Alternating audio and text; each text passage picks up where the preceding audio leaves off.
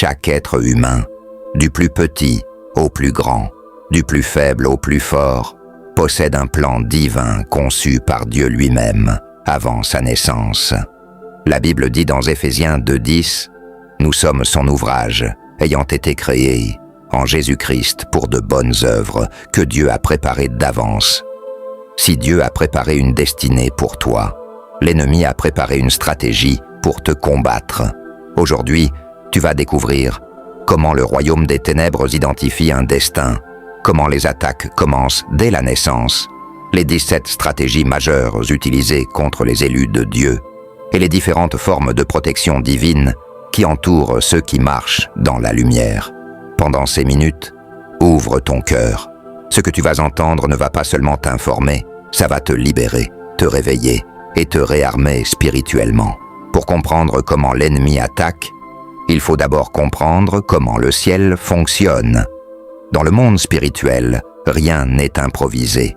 Il existe un ordre, des lois, des principes et des autorités. Avant même que tu ne sois conçu, Dieu avait déjà inscrit ton nom dans son livre. Ta destinée n'a pas commencé le jour où tu es né. Elle a commencé le jour où Dieu t'a pensé. C'est pourquoi chaque naissance importante est différemment combattue. Regarde Moïse. Sa naissance a provoqué un massacre d'enfants. Regarde Jésus. Sa venue a provoqué une tuerie par Hérode. Pourquoi? Parce qu'un destin puissant attire une opposition puissante. Le monde invisible est organisé en 3 zones. 1. Le royaume de Dieu. Le royaume des ténèbres. 3. Le monde des hommes. L'homme est placé entre ces 2 royaumes. Chaque décision, chaque parole, chaque pensée fait pencher la balance. Dans le ciel, tu es connu par ton nom, ton appel, ton rôle dans le royaume de Dieu. Dans les ténèbres, tu es repéré par ta lumière spirituelle, ton potentiel, ce que tu deviendras si Dieu te façonne. L'ennemi ne t'attaque pas selon ton présent, il t'attaque selon ton futur. Signe qu'un destin est observé par le monde spirituel, il y a des caractéristiques que les puissances spirituelles repèrent très vite. 1. Sensibilité spirituelle. Les enfants très intuitifs, qui rêvent beaucoup, qui sentent des atmosphères spirituelles, sont souvent appelés. 2. Rejet précoce. Beaucoup de grandes destinées sont rejetées dans l'enfance. C'est une attaque pour briser l'identité. 3. Différence. Quand une personne a un appel particulier, elle se sent souvent à part. 4. Attaques répétées. Plus la mission est grande, plus les attaques sont constantes. 5. Éveil de conscience tôt. Les gens appelés commencent tôt à chercher Dieu. Ces signes ne sont pas le fruit du hasard. Ce sont des indicateurs d'un destin observé, convoité, combattu. Stratégie 1. La guerre contre la naissance. Le premier champ de bataille du diable, c'est la naissance. Pourquoi? Parce qu'il aime étouffer la destinée avant qu'elle ne respire. Dans la Bible, Moïse, tentative d'extermination. Jésus, tentative de meurtre. Samuel, stérilité de sa mère. Jean-Baptiste, naissance annoncée mais combattue. Aujourd'hui aussi, beaucoup de destins passent par des grossesses menacées, des maladies infantiles, des accidents d'enfance, des familles dysfonctionnelles. Ce sont des attaques stratégiques visant à empêcher le développement du destin. Stratégie 2. Briser l'identité. Le diable ne t'attaque pas seulement pour te faire souffrir. Il t'attaque pour déformer ton identité. Regarde ce qu'il dit à Jésus. Si tu es fils de Dieu, il attaque ce que Jésus est, pas ce qu'il fait. Aujourd'hui, il utilise les critiques des proches, les humiliations, les abandons, les paroles blessantes, les traumatismes. Il sait que si ton identité est brisée, ta destinée le sera aussi. Mais Dieu restaure toujours. David était méprisé par son père, mais Dieu l'a choisi comme roi. Stratégie 3. Les programmations familiales. Chaque famille possède des bénédictions, des faiblesses, des héritages, des tendances répétitives. L'ennemi utilise les failles familiales pour attaquer la destinée. Exemple biblique, dans la famille d'Abraham, la stérilité, dans la famille de Jacob, la tromperie, dans la famille de David, l'adultère et les conflits, dans la famille de Gédéon, la peur et le complexe. Il observe les habitudes, les erreurs répétitives, les péchés non confessés, les traumatismes transmis, les modèles émotionnels, et il utilise ses faiblesses comme arme spirituelle. Mais Dieu a une spécialité, briser les cycles. Moïse vient d'une famille d'esclaves, mais il brise l'esclavage. Gédéon vient d'une famille idolâtre, mais il détruit l'idolâtrie. David vient d'une famille insignifiante, mais il devient roi. Ta famille n'est pas ta prison. Elle peut être ton point de départ vers ta victoire. Stratégie 4. Dévier la destinée par les mauvaises rencontres. Le diable n'envoie pas toujours des attaques spirituelles directes. Parfois, il envoie simplement une personne. Oui, une seule mauvaise personne peut détruire ton estime de toi, te détourner de ta mission, tuer ton élan spirituel, ou te pousser dans des choix qui vont t'éloigner de Dieu pendant des années. Dans la Bible, chaque fois qu'un destin devait être détruit, l'ennemi utilisait une personne, Adam et Ève, tentation à travers un dialogue Samson, Delilah Salomon, ses femmes étrangères, Amnon, le mauvais ami, Jonadab, Judas, les pharisiens et l'argent. Le diable n'a pas besoin de frapper ta vie directement. Il suffit qu'il place une personne stratégique.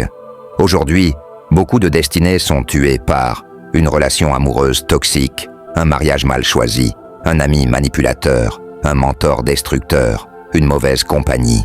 Mais Dieu aussi place des personnes stratégiques.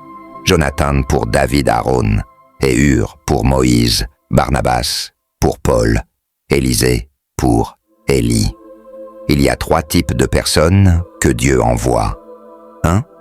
Les personnes qui te confirment 2. Les personnes qui t'élèvent 3. Les personnes qui t'ouvrent les portes, et 3 types que l'ennemi envoie. 1. Les personnes qui te distraient 2. Les personnes qui te refroidissent spirituellement 3. Les personnes qui détruisent ton identité. La qualité de ton entourage détermine la qualité de ta destinée. Stratégie 5. L'attaque mentale. Le plus grand champ de bataille de la destinée n'est pas autour de toi. Il est dans ta tête. Le diable est un excellent manipulateur mental. Il sait que si ton esprit tombe, tout ton destin tombera. Comment l'ennemi attaque l'esprit? Par le doute, par les pensées défaitistes, par la peur de l'échec, par les comparaisons, par le découragement, par les pensées impures, par l'angoisse, par les voix intérieures négatives. La Bible dit « Les armes de notre guerre ne sont pas charnelles, mais elles sont puissantes pour renverser les raisonnements. » Le diable ne cherche pas à t'effrayer, il cherche à imprimer une idée dans ton esprit, que tu es incapable, que tu es trop loin, que tu es trop blessé, que Dieu t'a oublié. Beaucoup abandonnent leur destinée non pas à cause des attaques extérieures, mais à cause du discours intérieur. Stratégie 6. L'usure spirituelle. Quand l'ennemi ne peut ni t'arrêter ni te dévier, il cherche à t'épuiser. Il te fait passer par des épreuves longues, continues, répétées. Le but n'est pas de te tuer.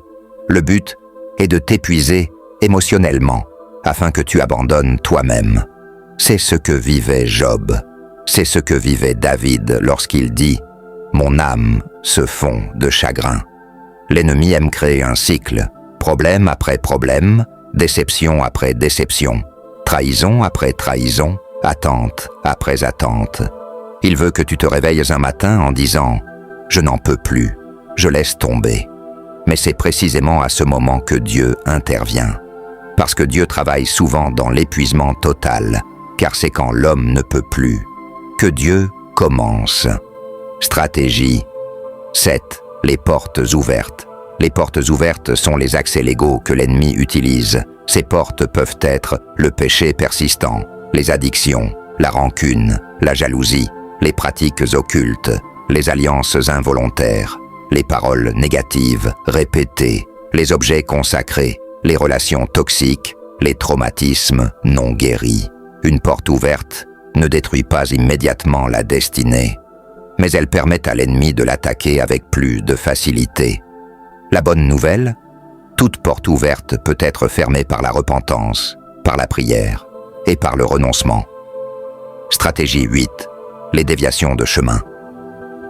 La déviation est plus dangereuse que l'attaque. Une déviation ne détruit pas immédiatement ton destin. Elle le repousse, le retarde ou le réduit. Comment l'ennemi dévie un chemin? Par les opportunités qui semblent bonnes, mais ne viennent pas de Dieu, par les emplois qui t'éloignent de ton appel, par les distractions, par les mauvaises habitudes, par les compromis, par les offres faciles, par les bénédictions prématurées. Le diable ne t'attaque plus frontalement. Il te donne quelque chose pour te détourner de ce que Dieu voulait te donner. Regarde Ésaü. Il a donné sa destinée pour un plat. Aujourd'hui, beaucoup abandonnent leur appel pour une relation, un travail, un plaisir, un confort temporaire. Stratégie 9. Les guerres spirituelles de minuit. La Bible montre que la nuit est un moment d'activité spirituelle intense. À minuit, Paul et Silas ont chanté et les chaînes sont tombées. Le jugement de Dieu a frappé l'Égypte. Beaucoup de prophètes recevèrent des visions. Jésus priait. Pierre a été libéré par un ange. Le diable utilise aussi la nuit pour semer des pensées, pour influencer les rêves, pour lancer des attaques émotionnelles, pour fatiguer l'esprit, pour manipuler le subconscient. Comprendre les guerres de minuit t'aide à protéger ta destinée. Stratégie 10. L'influence par les pensées. Le chuchotement invisible. Le diable n'a pas besoin de te toucher physiquement. S'il contrôle tes pensées, s'il contrôle ta destinée. Il ne parle pas d'une voix audible. Il insuffle des pensées comme « tu n'y arriveras jamais »,« tu n'es pas assez bon »,« tout le monde t'a oublié »,« ta vie n'a pas de sens »,« abandonne, ça ne sert à rien ». Pourquoi les pensées sont sa cible principale? Parce que ce que tu penses, tu le ressens, et ce que tu ressens, tu le deviens. Un homme démoli intérieurement finira par vivre une vie brisée, même si extérieurement tout allait bien.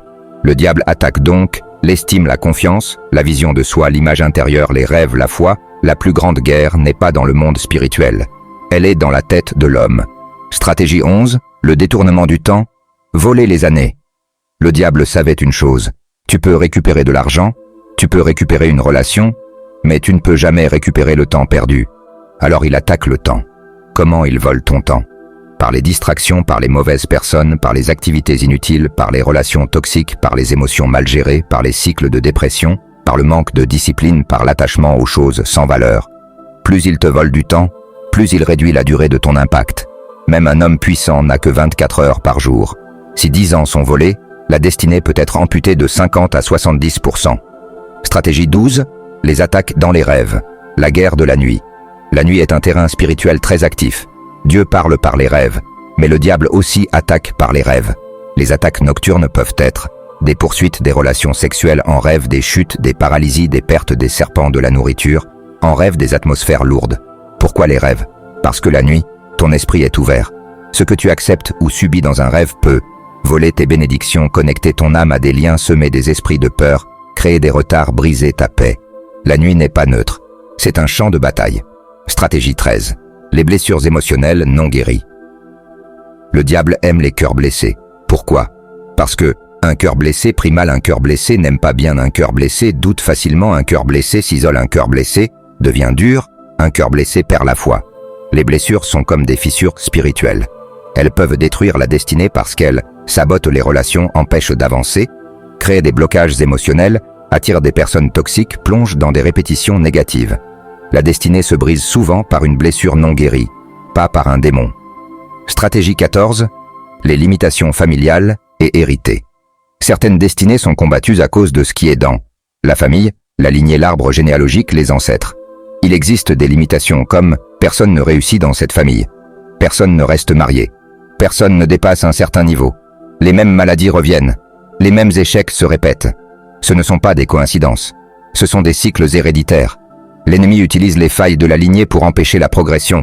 Mais la bonne nouvelle, ce que tu brises dans ta vie ne reviendra pas dans tes enfants. Stratégie 15. L'hyperactivité spirituelle. Te faire agir sans réflexion. Voici une attaque subtile. L'ennemi peut pousser certaines personnes à trop agir, tout accepter, dire oui à tout, se disperser, multiplier les projets, courir partout, s'épuiser pour rien. Parce qu'il sait que trop d'activité tue l'efficacité. Quand tu es éparpillé, tu n'avances plus. Tu te fatigues sans résultat. Un homme dispersé ne peut pas atteindre une grande destinée. Stratégie 16, l'isolement, te couper des bonnes personnes. Le diable adore l'isolement, parce qu'un homme isolé pense mal, décide mal, doute, plus se décourage, vite, perd la foi plus facilement, devient vulnérable. L'isolement est le lieu préféré de l'ennemi pour attaquer. Même Jésus envoyait les disciples 2 par 2. Personne n'est protégé seul, même avec une grande onction. Stratégie 17, les fausses opportunités, leurres spirituelles. Le diable peut aussi ouvrir des portes, mais pour t'éloigner de ta vraie destinée. Toutes les portes ouvertes ne viennent pas de Dieu. Certaines viennent du diable pour détourner ton attention, t'occuper loin de ton appel, te faire perdre des années, t'enfermer dans une mauvaise direction, te pousser à des erreurs irréversibles. La pire attaque n'est pas une fermeture de porte, c'est une porte qui s'ouvre, mais qui n'est pas pour toi. Tu viens de découvrir 17 stratégies principales que le diable utilise pour tenter de détruire ou retarder une destinée. Mais voici la vérité la plus importante. Dieu est plus grand que tout ce qui cherche à t'attaquer.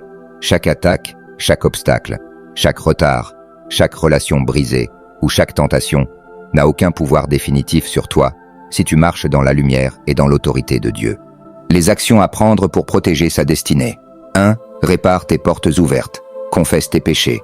Pardonne. Renonce aux alliances tassanées. Ferme toute brèche dans ta vie. 2. Renforce ton esprit. Médite sur les promesses de Dieu. Lis la Bible quotidiennement. Prends position dans la prière. Résiste aux pensées négatives. 3. Renforce ton entourage. Entoure-toi de mentors et de compagnons spirituels. Éloigne-toi des personnes toxiques. Cherche ceux qui élèvent et inspirent. 4. Restaure ton identité. Rappelle-toi qui tu es en Christ. Déclare chaque jour ton appel. Visualise le futur que Dieu a préparé pour toi. 5. Récupère le temps volé. Fixe des priorités claires. Agis avec discipline et constance. Ne permets plus à l'ennemi de t'éloigner de tes objectifs. 6. Affronte les transitions avec foi. Chaque changement est une opportunité divine. Prépare-toi spirituellement avant de passer au niveau suivant. Ne laisse pas la peur ou la fatigue te détourner. Si tu as suivi cette vidéo jusqu'ici, c'est un signe. Dieu t'a donné la grâce et la responsabilité de protéger ta destinée. Aujourd'hui, je te lance un engagement concret. Je refuse que les attaques du diable retardent ma destinée. Je choisis de marcher dans la lumière, de protéger mon cœur, mon esprit, mes relations et mon appel. Je choisis Dieu chaque jour. Dis-le à voix haute, écris-le, crois-le et agis. Avant de terminer, je te lance un dernier message. Si cette vidéo t'a parlé, si tu veux continuer à recevoir des enseignements puissants pour ta vie et ta destinée, n'oublie pas de t'abonner, d'activer la cloche de notification et de partager cette vidéo avec quelqu'un qui en a besoin. Ta destinée mérite d'être protégée et révélée.